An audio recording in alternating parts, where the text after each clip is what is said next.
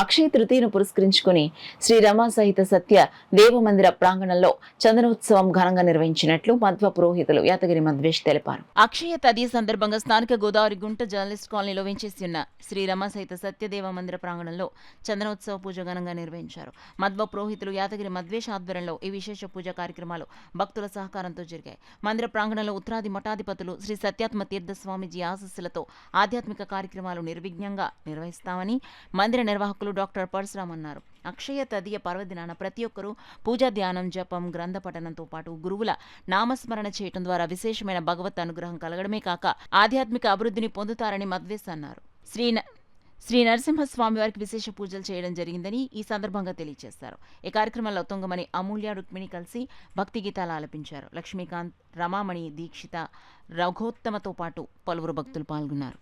స్వామివారికి భక్తులందరి యొక్క గోత్ర నామములతో స్వామివారికి చందనోత్సవం చేయడము జరిగినది. స్థానిక గొడారిగుంట సత్యనారాయణ స్వామి వారి యొక్క మందిరమునందు. అలాగే ఇంకా విశేషంగా చెప్పాలంటే మన సింహాచలంలో కూడా చందనోత్సవము అత్యంత వైభవంగా చేస్తారు. ఈ రోజున నిజరూప దర్శనం ఉంటుంది. రేపటి నుంచి మళ్ళీ స్వామివారికి చందన సమర్పణ చేసి సంవత్సరం పాటు ఉంచుతారు.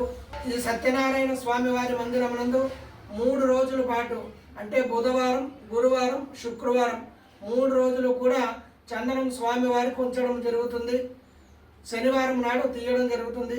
కావున భక్తులందరూ కూడా వచ్చి స్వామివారిని దర్శనము చేసుకుని విశేషముగా అనుగ్రహం పొందవలసిందిగా కోరుతున్నాము.